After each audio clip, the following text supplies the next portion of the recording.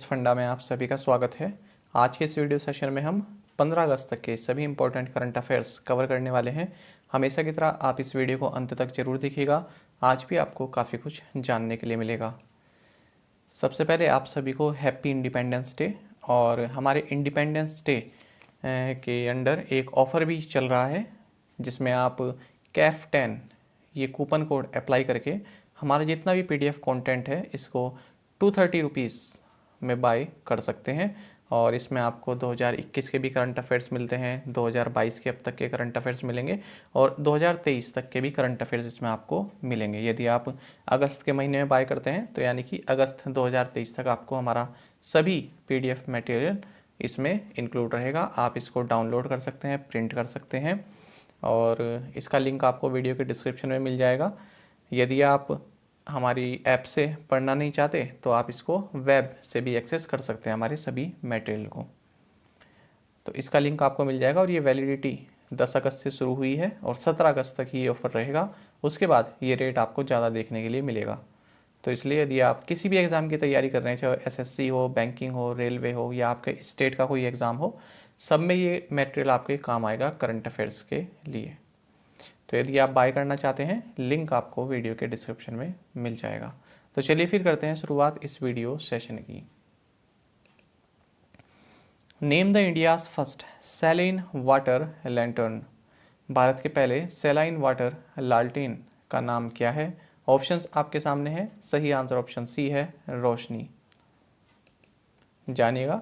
Union minister of state independent charge science and technology, minister of state independent charge earth sciences, MOS PMO personal public grievances, pensions, atomic energy and space, doctor Jitendra Singh. इनके पास ये सभी charges हैं, आप याद रखिएगा।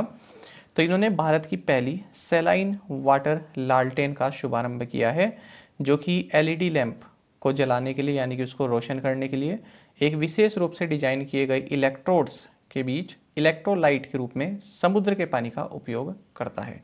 यानी कि LED लैंप्स को जलाने के लिए ये सैलाइन वाटर जो होता है, समुद्र का पानी जो होता है, उसको उपयोग में लाता है। तो इसका नाम क्या है? रोशनी। तो ये आप याद रखिएगा, पूछा जा सकता है, यहाँ से महत्वपूर्ण क्वेश्चन है। तो जो डॉक्टर जितेंद्र सिंह हैं, इन्होंने जो national institute of ocean technology Chennai द्वारा जो कोस्टल रिसर्च वेसल है सागर अन्वेषिका, तो ये इसके विजिट पर थे। उसी दौरान इन्होंने इस रोशनी को जो है इनोग्रेट किया है, लॉन्च किया है। चलिए आगे बढ़ते हैं। What's the ISRO virtual space museum called? ISRO के आभासी अंतरिक्ष संग्रहालय का नाम बताइए। ऑप्शंस आपके सामने हैं। सही आंसर ऑप्शन ए है, स्पार्क। देखिए, आप सभी जानते हैं हमारा देश आज़ादी का अमृत महोत्सव मना रहा है। इसी के बीच इसरो भी एक इनोवेटिव आइडिया लेकर आया है जिसके तहत ये अपना जितना भी कंटेंट है उसको डिजिटल रूप में पेश कर रहा है। तो इस जो डिजिटल रूप में पेश कर रहा है इसको एक वर्चुअल स्पेस म्यूजियम कहा गया है जिसका नाम है स्पार्क। तो इसरो द्वारा इसको लॉन्च किया गया है पब्लिक यूज़ के लिए। अब देखिए, इसरो के जितने भी आगे के मिशंस हैं या इसरो की जो सैटेलाइट्स हैं और लॉन्च व्हीकल्स हैं, उनके डॉक्यूमेंट्स, इमेजेस, वीडियोस इस प्लेटफॉर्म पर जाकर देख सकते हैं। इसका नाम है स्पार्क। बाकी इसरो के बारे में आप जानते हैं, हेडक्वार्टर्स बेंगलुरु कर्नाटक में है। चेयरमैन है इसके श्रीधरा पैनिकर सोमनाथ, सोमनाथ नाम से आप इन्हें जानते हैं। और इसरो की स्थापना 15 अगस्त 1969 में हुई थी। हाल ही हमने देखा कि इंडियन नेवी ने भी इसरो के स्पेस एप्लीकेशन सेंटर अहमदाबाद के साथ डेटा शेयरिंग को लेकर एक पैक्ट साइन किया है। Which of the following is not a country participating in the Super Garuda Shield Joint Combat Exercise on Sumatra Island? निम्नलिखित में से कौन सुमात्रा द्वीप पर सुपर गरुड़ शील्ड संयुक्त युद्ध अभ्यास में भाग लेने वाला देश नहीं है? ऑप्शंस आपके सामने हैं। सही आंसर ऑप्शन बी है, मलेशिया। तो देखिए, सुमात्रा आइलैंड पर एक एनुअल जॉइंट कॉम्बैट एक्सरसाइज चल रही है जो आपका ये इंडो पैसिफिक रीजन है, इसमें चाइनीज़ मैरीटाइम एक्टिविटी को देखते हुए ये एक्सरसाइज की जा रही है। और इसमें US, इंडोनेशिया और ऑस्ट्रेलिया के सोल्जर्स ने भी इसको ज्वाइन कर लिया है। अगर हम कुल मिलाकर बात करें तो 5000 सैनिक लगभग इस एक्सरसाइज में पार्टिसिपेट कर रहे हैं। कहाँ से? US, Indonesia, Australia, Japan and Singapore से। एक्सरसाइज का नाम क्या है? Super Garuda shield exercise. 2009 के बाद ये अब तक की लार्जेस्ट एक्सरसाइज है। How many personnel from the armed forces won medals in the Commonwealth Games held between July 28 and August 8, 2022? 28 जुलाई से 8 अगस्त 2020 के बीच आयोजित राष्ट्रमंडल खेलों में सशस्त्र बलों के कितने कर्मियों ने पदक जीते हैं? ऑप्शंस आपके सामने हैं। सही आंसर ऑप्शन सी है, 15। देखिए, जो हमारे रक्षा मंत्री हैं राजनाथ सिंह, इन्होंने न्यू दिल्ली में जो भी आर्म फोर्सेस पर्सनल हैं हमारे, उन सभी के साथ इंटरेक्शन किया है और इसमें वे सभी आर्म फोर्सेस पर्सनल शामिल रहे, माफ़ कीजिएगा, जिन्होंने हाल ही में आयोजित कॉमनवेल्थ गेम्स जो कि बर्मिंघम यूनाइटेड किंगडम में हुआ है, यहाँ पर मेडल्स जीते हैं। तो आपको बता दें, जो हमारी आर्म फोर्सेस हैं, यहाँ से जो सोल्जर्स गए थे तो इन्होंने 15 मेडल्स जीते हैं। तो 6 गोल्ड हैं, 4 सिल्वर हैं और 5 ब्रॉन्ज मेडल्स हैं। टोटल 31 पर्सन यहाँ पर गए थे और 15 ने यहाँ पर मेडल्स जीते हैं। HDFC to fully acquire venture capital firm, माफ़ कीजिएगा, HDFC to fully acquire venture capital arm HVCL by buying shares from which bank? HDFC किस बैंक से शेयर खरीदकर उद्यम पूंजी शाखा HVCL का पूर्ण अधिग्रहण करेगा? ऑप्शंस आपके सामने है। सही आंसर ऑप्शन ए है, SBI। देखिए, HDFC इसकी जो वेंचर कैपिटल सब्सिडरी है जिसका नाम HVCL है, तो इसमें स्टेट बैंक ऑफ इंडिया के जो 19.5% स्टेक हैं इनको खरीदेगा। आपको बता दें, जो HVCL है इसमें HDFC यानी कि हाउसिंग डेवलपमेंट फाइनेंस कॉरपोरेशन के 80.50% इक्विटी शेयर्स हैं और बाकी के जो शेयर्स हैं वो स्टेट बैंक ऑफ इंडिया के हैं 19.5%। तो ये जो बाकी के शेयर हैं स्टेट बैंक ऑफ इंडिया के, इसको भी HDFC ही खरीदने की बात कर रहा है। आपको जानना चाहिए, जो HVCL है ये HDFC प्रॉपर्टी फंड के लिए इन्वेस्टमेंट मैनेजर का कार्य करती है और साल 2004 में इसको इनकॉर्पोरेट किया गया था। बात करें HDFC लिमिटेड की, तो चेयरमैन दीपक पारेख हैं, CEO KM मिस्त्री हैं, हेडक्वार्टर्स मुंबई महाराष्ट्र में है। इसकी टैगलाइन है विद यू राइट थ्रू। बाकी SBI के बारे में आप जानते हैं, चेयरपर्सन दिनेश कुमार खारा हैं, हेडक्वार्टर्स मुंबई महाराष्ट्र में है। स्थापना 1955 1 जुलाई को हुई थी। कई सारी टैगलाइन्स है इसकी, जैसे pure banking nothing else, the nation banks owners, with you all the way, और भी कई सारी इसकी टैगलाइन्स हैं। Which of the following has become country's first bank to list its payment gateway platform on the TIN 2.0 platform for the income tax department? निम्नलिखित में से कौन आयकर विभाग के TIN 2.0 प्लेटफॉर्म पर अपने पेमेंट गेटवे प्लेटफॉर्म को सूचीबद्ध करने वाला देश का पहला बैंक बन गया है? ऑप्शन आपके सामने है। सही आंसर ऑप्शन बी है, फेडरल बैंक। तो जानिएगा, केरला बेस्ड फेडरल बैंक ये देश का पहला बैंक बन गया है जिसने अपने पेमेंट गेटवे को TIN 2.0 प्लेटफॉर्म, जो कि इनकम टैक्स डिपार्टमेंट का एक पोर्टल है, तो इस पर जो है इसको लिस्ट कर दिया है। तो देखिए, फेडरल बैंक का ये एक एप्लीकेशन है पेमेंट गेटवे, इसको TIN 2.0 प्लेटफॉर्म पर इसने अब लाइव कर दिया है, यानी कि इसको लिस्ट कर दिया है। तो अब जो टैक्स पेयर्स हैं उनके पास एक और अपना पेमेंट का ऑप्शंस आ गया है, जिसमें एक क्रेडिट कार्ड, डेबिट कार्ड या UPI, नेफ्ट, RTGS या इंटरनेट बैंकिंग का यूज़ करके पेमेंट कर सकते हैं। बाकी फेडरल बैंक के बारे में आपको जानना चाहिए, CEO श्याम श्रीनिवासन है, हेडक्वार्टर्स एल्वा कोची केरल में है, टैगलाइन है योर परफेक्ट बैंकिंग पार्टनर, और TIN का मतलब क्या है? Tax information network. PM Narendra Modi inaugurated and laid foundation stone of various projects of Srimad Rajchandra Mission in which district of Gujarat? PM Narendra Modi ने गुजरात के किस जिले में श्रीमद राजचंद्र मिशन की विभिन्न परियोजनाओं का उद्घाटन और शिलान्यास किया है? ऑप्शंस आपके सामने हैं। सही आंसर ऑप्शन सी है, वलसाड। जानेगा, प्रधानमंत्री नरेंद्र मोदी ने वर्चुअली जो श्रीमद राजचंद्र मिशन है इसके 300 करोड़ रुपए से ज़्यादा तक के जो प्रोजेक्ट्स हैं उनको, उनकी आधारशिला रखी कुछ की और कुछ को इनोग्रेट किया है। और कहाँ पर हुआ ये program? Dharampur Valsad district in Gujarat में। तो देखिए जो ये श्रीमद राजचंद्र मिशन है ये रूरल हेल्थ केयर के फील्ड में काफ़ी कार्य करते हैं, ताकि हेल्दी इंडिया का विज़न इन्होंने एक रखा हुआ है अपने लिए।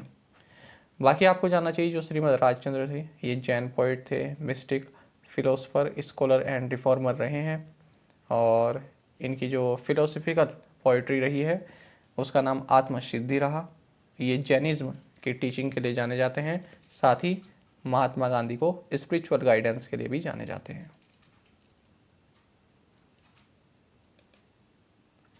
विच bank has partnered with Let's Venture to support startups? Startups को समर्थन देने के लिए किस बैंक ने लेट्स वेंचर के साथ भागीदारी की है? ऑप्शंस आपके सामने है। सही आंसर ऑप्शन डी है, HDFC फर्स्ट बैंक। देखिए IDFC first bank, IDFC first bank और लेट्स वेंचर जो कि इंडिया की लीडिंग अर्ली स्टेज प्लेटफॉर्म है इन्वेस्टर्स एंड फाउंडर्स के लिए, तो इन दोनों ने ही एक पार्टनरशिप अनाउंस की है जिसके तहत ये जो स्टार्टअप इकोसिस्टम है उसको सपोर्ट करेंगे। तो आपको जानना चाहिए ये जो पार्टनरशिप है इसके तहत जो ये लेट्स वेंचर है ना, इसका स्केलिक्स इस तरह का एक प्लेटफॉर्म है, तो इसके लिए IDFC फर्स्ट बैंक को अपना प्रिफर्ड बैंकर पार्टनर इन्होंने बनाया है। तो स्टार्टअप्स को जो मान लीजिए पैसे की ज़रूरत है तो वो IDFC फर्स्ट बैंक से ले सकते हैं। इस तरह की पार्टनरशिप यहाँ पर रहेगी। बाकी आपको जानना चाहिए IDFC फर्स्ट बैंक के बारे में। COV वैद्यनाथन है, हेडक्वार्टर्स मुंबई महाराष्ट्र में है, टैगलाइन है बैंकिंग हट के ऑलवेज यू फर्स्ट। हाल ही में हमने देखा कि स्टार हेल्थ इंश्योरेंस ने भी IDFC फर्स्ट बैंक के साथ पार्टनरशिप की है। द US प्रेसिडेंट जो Biden signed billion US dollar CHIPS Act that will incentivize investments in the American semiconductor industry. अमेरिकी राष्ट्रपति जो बाइडन ने 280 बिलियन US डॉलर्स चिप्स अधिनियम पर हस्ताक्षर किए जो अमेरिकी सेमीकंडक्टर उद्योग में निवेश को प्रोत्साहित करेगा। तो सही आंसर इस तरह से ऑप्शन बी हो जाता है। देखिए इस तरह के क्वेश्चन भी पूछ लेते हैं। एक तो US कंट्री है और ख़ास करके ये काफ़ी न्यूज़ में रहा, इसको हर न्यूज़पेपर ने इसको कवर किया है, क्योंकि चाइना को टक्कर देने के लिए, क्योंकि चाइना आप सभी जानते हैं सेमीकंडक्टर का हब है, चिप्स वगैरह जो बनती हैं चाइना, ताइवान, है ना। तो इसको टक्कर देने के लिए US प्रेसिडेंट ने यहाँ पर 280 बिलियन US डॉलर, ये कितनी बड़ी अमाउंट है, 280 बिलियन US डॉलर का एक बिल यहाँ पर साइन किया है जो बाइडन ने। तो जो डोमेस्टिक हाईटेक मैन्युफैक्चरिंग है उसको बूस्ट यहाँ पर मिलेगा। तो इसको चिप्स एक्ट बोला जा रहा है, और जो अमेरिकन सेमीकंडक्टर इंडस्ट्री है उसको इंसेंटिवाइज किया जाएगा। Which state police has signed a memorandum of understanding with level 1 blockchain network 5Wire to take its processes digital? किस राज्य की पुलिस ने अपनी प्रक्रियाओं को डिजिटल बनाने के लिए लेवल 1 ब्लॉकचेन नेटवर्क 5Wire के साथ समझौता ज्ञापन पर हस्ताक्षर किए हैं? ऑप्शंस आपके सामने हैं। सही आंसर ऑप्शन ए है, गोवा। तो जानिएगा गोवा पुलिस ने यहाँ पर लेवल 1 ब्लॉकचेन नेटवर्क 5Wire के साथ एक MOU साइन किया है। तो जो गोवा पुलिस है वो अपने कामकाज को डिजिटल बनाना चाहता है, इसलिए ये इसकी हेल्प लेगा, जो ये 5Wire है इसकी। तो इस तरह से गोवा ये फर्स्ट पुलिस स्टेट बन जाएगा भारत में जहाँ पर जो पूरा कार्य है पुलिस का वो पेपरलेस है। गोवा के बारे में आप जानते हैं कैपिटल पणजी है, गवर्नर PS श्रीधरन पिल्लई हैं, चीफ मिनिस्टर प्रमोद सावंत हैं। The third airport in which state has been given the name Donyi Polo हवाई अड्डा या फिर एयरपोर्ट? किस राज्य के तीसरे हवाई अड्डे को डोनी पोलो हवाई अड्डा नाम दिया गया है? ऑप्शंस आपके सामने हैं। सही आंसर ऑप्शन डी है, अरुणाचल प्रदेश। जानिएगा अरुणाचल प्रदेश के थर्ड एयरपोर्ट जो कि फ़िलहाल जो यहाँ की कैपिटल है ईटानगर, यहाँ पर अंडर कंस्ट्रक्शन है, तो इसको डोनी पोलो एयरपोर्ट नाम दिया गया है अरुणाचल प्रदेश के एडमिनिस्ट्रेशन द्वारा। तो देखिए डोनी पोलो एयरपोर्ट ये कहाँ पर है, जो कैपिटल है ईटानगर, यहाँ पर अंडर कंस्ट्रक्शन है, और आंध्र प्रदेश का ये तीसरा एयरपोर्ट होगा। इससे पहले पासीघाट और तेजू एयरपोर्ट्स यहाँ पर लोकेटेड हैं। ये भी अपने आप में एक क्वेश्चन बन जाता है कि पासीघाट एयरपोर्ट कहाँ है या फिर तेजू एयरपोर्ट कहाँ पर है। और ओवरऑल अब ये नॉर्थ ईस्ट इंडिया का 16th एयरपोर्ट बन जाएगा। अच्छा, जो नॉर्थ ईस्ट इंडिया में जो 15 ऑपरेशनल एयरपोर्ट्स हैं ये भी आपको जान लेना चाहिए। गुवाहाटी, सिलचर, डिब्रूगढ़, जोरहाट, तेजपुर, लीलावरी, रूपसी, ये महत्वपूर्ण है। रूपसी पूछ लेते हैं, रूपसी एयरपोर्ट कहाँ पर है। बाकी तेजू, पासीघाट हमने अभी देखा। अगरतला, इम्फाल, शिलोंग, दीमापुर, लेंगपुई, पैक्योंग, ये यहाँ सभी पर एयरपोर्ट हैं। अरुणाचल प्रदेश के बारे में जानना चाहिए। Governor BD. मिश्रा हैं और चीफ मिनिस्टर पेमा खांडू हैं। कैपिटल मैंने आपको बता दिया, ईटानगर है। और हाल ही में हमने देखा था कि नामसाई डिक्लेरेशन ये साइन हुआ है आसाम और अरुणाचल प्रदेश के बीच में, जो बॉर्डर डिस्प्यूट हैं उनको सोल्व करने के लिए। नाम याद रखिएगा, Namsai declaration. Union minister for road transport and highways Nitin Gadkari inaugurated and laid foundation stone of 6 national highway projects worth ₹2300 crore in which city. केंद्रीय सड़क परिवहन और राजमार्ग मंत्री नितिन गडकरी ने किस शहर में 2300 करोड़ रुपए की 6 राष्ट्रीय राजमार्ग परियोजनाओं का उद्घाटन और शिलान्यास किया है? सही आंसर ऑप्शन बी है, इंदौर। तो देखिए, union minister for road transport and highways Nitin Gadkari, इन्होंने 2300 करोड़ रुपए तक की जो 6 नेशनल हाईवे प्रोजेक्ट्स हैं 119 किलोमीटर तक के, तो उनको कुछ को इनॉग्रेट किया है, कुछ की आधारशिला रखी है इंदौर मध्य प्रदेश में। और इस प्रोग्राम के दौरान जो मध्य प्रदेश की स्टेट गवर्नमेंट है, इसने national highway authority of India NHAI के साथ भी MOU साइन किया है। तो किस लिए? मध्य प्रदेश में 14 कुछ जगह चुनी गई हैं यहाँ पर रोपवेज कंस्ट्रक्ट करने के लिए। बाकी मध्य प्रदेश के बारे में आप जानते हैं, कैपिटल भोपाल है, चीफ मिनिस्टर शिवराज सिंह चौहान है, गवर्नर मंगूभाई सी पटेल हैं। Which edition of ONGC para games was recently inaugurated by the Union Minister of Petroleum and Natural Gas and Housing and Urban Affairs Hardeep Singh Puri. ONGC para games के किस संस्करण का उद्घाटन हाल ही में केंद्रीय पेट्रोलियम और प्राकृतिक गैस और आवास और शहरी मामलों के मंत्री हरदीप सिंह पुरी ने किया है? सही आंसर ऑप्शन सी है, 4th। जानिएगा, जो ये union minister of petroleum and natural gas हैं हरदीप सिंह पुरी, इन्होंने ONGC पैरा गेम्स के 4th एडिशन को इनोग्रेट किया है Thyagaraj sports complex new Delhi में। आपको बता दें, सबसे पहला जो पैरा एडिशन हुआ था 2017 में हुआ था। The union cabinet has approved India's updated nationally determined contributions यानी कि NDC to be communicated to the United Nations framework convention on climate change UNFCCC। As per the updated NDC, India now stands committed to reduce emissions intensity of its GDP by what % by 2030। Hindi में देखिएगा, केंद्रीय मंत्रिमंडल ने जलवायु परिवर्तन पर संयुक्त राष्ट्र फ्रेमवर्क कन्वेंशन को सूचित करने के लिए भारत के अद्यतन राष्ट्रीय स्तर पर निर्धारित योगदान को मंजूरी दे दी है। अद्यतन NDC के अनुसार भारत अब 2030 तक अपने सकल घरेलू उत्पाद की उत्सर्जन तीव्रता को कितने % कम करने के लिए प्रतिबद्ध है? ऑप्शंस आपके सामने हैं। सही आंसर ऑप्शन सी है, 45%। याद रखिएगा, जो भी क्लाइमेट से संबंधित क्वेश्चन आप पढ़ते हैं वो आपके एग्जाम के लिए महत्वपूर्ण है। आजकल आप देखेंगे क्लाइमेट चेंज से संबंधित जितने भी क्वेश्चन, जो भी फैक्ट्स होते हैं, वो चाहे आपका बैंक का एग्जाम है, कोई भी एग्जाम हो, उसमें पूछे जाते हैं। इस क्वेश्चन को ध्यान से पढ़ेंगे और समझेंगे। देखिए, एक इस तरह के अपने एक टारगेट हैं जिनका नाम है नेशनली डिटरमाइंड कंट्रीब्यूशन NDC। पहले तो आप इसकी फुल फॉर्म भी याद रखेंगे। तो ये पेरिस एग्रीमेंट के तहत है। तो इसमें भारत ने कुछ कमिटमेंट की थी, अब उसी को ही अपडेट किया है भारत ने। और जो अपडेट किया है वो भारत ने यूनाइटेड नेशंस फ्रेमवर्क कन्वेंशन और क्लाइमेट चेंज यानी कि UNFCCC इसको सूचित कर दिया है कि हमने ये इसमें अपडेट किए हैं।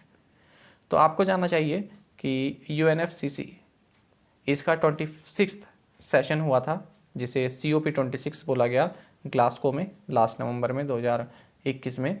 और यहाँ पर प्राइम मिनिस्टर नरेंद्र मोदी ने 5 भारत के टारगेट बताए थे क्लाइमेट एक्शंस के लिए। और इन 5 टारगेट का नाम दिया गया था पंचामृत, यानी कि 5 एम्ब्रोसिया। तो इन 5 टारगेट की अगर हम बात करें, देख लेते हैं। ये 5 टारगेट आपके लिए महत्वपूर्ण है, कोई सा भी एक टारगेट आपसे पूछ सकते हैं, जानेगा। तो इसमें भारत ने कहा कि हम 2030 तक जो नॉन फॉसिल एनर्जी कैपेसिटी है उसको 500 गीगावाट तक बढ़ा देंगे। अब ऐसा पूछ सकते हैं कि भारत ने जो कमिटमेंट किया है कि अपना जो नॉन फॉसिल एनर्जी कैपेसिटी है वो 500 गीगावाट कर लेगा, तो किस साल के अंत तक कर लेगा? 2030 तक। या फिर ये पूछ लेगा 2030 तक कितने गीगावाट की non fossil energy capacity Bharat प्राप्त करेगा? तो आंसर है 500। दूसरा टारगेट ये है कि भारत ने कहा है कि जो हमारी टोटल एनर्जी रिक्वायरमेंट है उसमें 50% हम रिन्यूएबल एनर्जी यूज़ करेंगे 2030 तक, यानी कि जो टोटल एनर्जी रिक्वायरमेंट है उसका 50% हम रिन्यूएबल एनर्जी से प्राप्त करेंगे। तीसरा इन्होंने ये कहा कि जो हमारा जो कार्बन एमिशन है उसको हम 1 बिलियन टन तक रिड्यूस करेंगे 2030 तक। चौथा टारगेट इन्होंने कहा कि हमारे जीडीपी का जो कार्बन इंटेंसिटी है उसको भी हम 2030 तक 45% पर ला देंगे। पांचवा भी बोला कि 2070 तक हम नेट जीरो अचीव कर लेंगे। तो पांचों टारगेट बहुत महत्वपूर्ण है, स्क्रीनशॉट ले लीजिएगा या फिर नोट डाउन कर लीजिएगा। कोई भी आपका पेपर हो एक बार ये 5 जरूर देख लीजिएगा। अच्छा, अभी बात करिए हमने एनडीसी की। तो एनडीसी का मतलब क्या है? ये एक तरह का नेशनल प्लान्स है या फिर प्रतिज्ञा है, प्लेज है, जो कि किसी कंट्री द्वारा ली जाती है। और इसके तहत देखिए जो प्री इंडस्ट्रियल लेवल है तो उससे जो है 2 डिग्री बिलो आपको अपना जो ग्लोबल टेम्परेचर है वो मेंटेन रखना है। ऐसी प्रतिज्ञा यहाँ पर देशों ने की है कि हम 2 डिग्री सेल्सियस से नीचे का जो है टेम्परेचर रख के रखेंगे, और ऐसे ही आगे धीरे धीरे हम इसको 1.5 डिग्री सेल्सियस तक ले जा लेंगे। Which country owns Khayyam satellite? Khayyam उपग्रह किस देश का है? सही आंसर ऑप्शन ए है, ईरान। तो देखिए रशियन रॉकेट है सोयूज, इसने हाल ही में ईरान की सैटेलाइट खयाम को ऑर्बिट में सेंड किया है। जो ये खयाम सैटेलाइट है ये उमर खयाम के नाम पर है, और हम उमर खयाम पर्शियन साइंटिस्ट थे, 11th एंड 12th सेंचुरीज में रहते थे ये तब। बाकी आपको जानना चाहिए रॉकेट कहाँ से लॉन्च किया गया? बैकनूर लॉन्च फैसिलिटी कजाकिस्तान से। PV Kamaraj passed away recently, who was he? PV Kamaraj का हाल ही में निधन हो गया, वह कौन थे? तो वे एक एथलीट थे, आंसर इज सी। तो पीवी कामराज ये 4x400 metre Indian men's relay team का हिस्सा रहे, जिन्होंने 1979 की एशियन चैंपियनशिप जो कि टोक्यो जापान में हुई यहाँ पर ब्रॉन्ज मेडल जीता था। हाल ही में 68 वर्ष की उम्र में इनका निधन हो गया। A 2-day conference on classification, regulation and advanced technologies for naval ships and auxiliaries was organized in which city? नौसेना के जहाज़ों और सहायक के लिए वर्गीकरण, विनियमन और उन्नत प्रौद्योगिकियों पर 2 दिवसीय सम्मेलन किस शहर में आयोजित किया गया? सही आंसर ऑप्शन डी है, न्यू दिल्ली। जानेगा 2 दिन की कॉन्फ्रेंस हुई है जिसका नाम रहा classification, regulation and advance technologies for Naval ships and auxiliaries. इसको ऑर्गेनाइज किया गया डायरेक्टरेट ऑफ नवल आर्किटेक्चर के द्वारा, और ये कहाँ पर हुई है? न्यू दिल्ली में हुई है। तो इसका उद्देश्य यही था इंडिजिनस वारशिप बिल्डिंग को प्रमोट करना। इसका थीम रहा future Naval ships, technologically transformative, economically viable and environmentally sustainable. The Union Cabinet has approved the proposal of the Ministry of Housing and Urban Affairs for the continuation of प्रधानमंत्री Awas Yojana urban up to. केंद्रीय मंत्रिमंडल ने प्रधानमंत्री आवास योजना शहरी को 31 दिसंबर 2024 तक जारी रखने के लिए आवास और शहरी मामलों के मंत्रालय के प्रस्ताव को मंजूरी दे दी है। इस तरह से आंसर ऑप्शन बी है। जानिएगा, देखिए ministry of housing and urban affairs, इन्होंने एक प्रस्ताव रखा यूनियन कैबिनेट के सामने कि प्रधानमंत्री आवास योजना अर्बन PMAYU इसको 31 दिसंबर 2024 तक कंटिन्यू रखा जाए। तो इसी को यूनियन कैबिनेट ने मंजूरी दे दी है। साथ ही कैबिनेट ने ये भी कहा है कि 31 मार्च 2022 तक जो भी 122.69 लाख हाउसेस जो सैंक्शन हुए हैं तो उनके लिए जो फाइनेंस की सुविधा है वो भी हम प्रोवाइड कराएंगे। बाकी आपको जानना चाहिए जो ये प्रधानमंत्री आवास योजना अर्बन है इसको 25 जून 2015 को लॉन्च किया गया था, और ये स्कीम पूरे अर्बन एरिया जो भी हमारे देश का अर्बन एरिया है उसको कवर करती है। जितने भी स्टैट्यूटरी टाउन है सेंसस 2011 के हिसाब से उनको भी कवर करती है। बाकी ये 4 वर्टिकल्स में इसको इम्प्लीमेंट किया जा रहा है। कौन कौन से वर्टिकल्स हैं? Beneficiary led construction enhancement BLC, दूसरा है affordable housing in partnership AHP, in situ slum redevelopment ISSR, और चौथा है क्रेडिट लिंक्ड सब्सिडी स्कीम। तो देखिए गवर्नमेंट ऑफ इंडिया तो इसमें फाइनेंशियल असिस्टेंस प्रोवाइड कराती है इस स्कीम के लिए। बाकी कौन इसके बेनिफिशरीज रहेंगे उसका सिलेक्शन गवर्नमेंट, स्टेट गवर्नमेंट या फिर यूनियन टेरिटरीज करती हैं। NSDC signed an MOU with which of the following for collaboration in skill development initiatives। NSDC ने कौशल विकास पहल में सहयोग के लिए निम्नलिखित में से किसके साथ समझौता ज्ञापन पर हस्ताक्षर किए? सही आंसर ऑप्शन डी है, NHIDCL। तो NHIDCL का नाम है national highways infrastructure development corporation limited. इसने NSDC यानी कि नेशनल स्किल डेवलपमेंट कॉरपोरेशन के साथ MOU साइन किया है। तो किस लिए? वही भारत को जो है स्किल कैपिटल ऑफ वर्ल्ड बनाने के लिए, है ना, यानी कि स्किल प्रोवाइड कराने के लिए जो युवा है उनको। National conference of rural cooperative banks held in which city. ग्रामीण सहकारी बैंकों का राष्ट्रीय सम्मेलन किस शहर में आयोजित किया गया? सही आंसर ऑप्शन सी है, न्यू दिल्ली। तो देखिए, union home and cooperation minister Amit Shah और minister of state for cooperation BL Verma, इन्होंने national conference of rural cooperative banks इसको न्यू दिल्ली में एड्रेस किया है, संबोधित किया है। और बाकी इन्होंने इसमें यही बताया कि हमारे पूरे देश में 8.5 लाख कोऑपरेटिव सोसाइटीज़ हैं। बाकी एक और आपको जानना चाहिए, ये भी कॉन्फ्रेंस न्यू दिल्ली में हुई है, इसी को मैंने इसके साथ ही लिख दिया है। तो राजेश भूषण जो कि union secretary for health and family welfare है, इन्होंने 3rd national conference ERMED consortium digital health resources RELT इसको न्यू दिल्ली में लॉन्च किया है या इनोग्रेट किया है। India will participate in a 4-day bilateral exercise उदार शक्ति विद विच कंट्री। भारत किस देश के साथ 4 दिवसीय द्विपक्षीय अभ्यास उदार शक्ति में भाग लेगा? ऑप्शन आपके सामने है, सही आंसर ऑप्शन ए है, मलेशिया। तो देखिए, इंडियन एयरफोर्स मलेशिया के लिए निकल चुके हैं। इंडियन एयरफोर्स का एक दल मलेशिया के लिए निकल चुका है, क्योंकि वहाँ पर एक द्विपक्षीय एक्सरसाइज होनी है जिसका नाम है उदार शक्ति। तो ये मलेशिया की जो एयरफोर्स है, मलेशियन एयरफोर्स और हमारी इंडियन एयरफोर्स, इनके बीच में ये पहली बार बायलैटरल एक्सरसाइज हो रही है जिसका नाम है उदार शक्ति। महत्वपूर्ण रहेगा। और इसमें भारत की ओर से Su-30 MKI and C-17 aircraft participate कर रहे हैं। बाकी मलेशिया के बारे में आपको जानना चाहिए, यहाँ के किंग अब्दुल्ला हैं, प्राइम मिनिस्टर इस्माइल साबरी याकूब हैं। अपर हाउस को यहाँ पर दीवान नेगारा बोलते हैं, सीनेट, और लोअर हाउस को बोलते हैं Dewan Rakyat, house of representatives.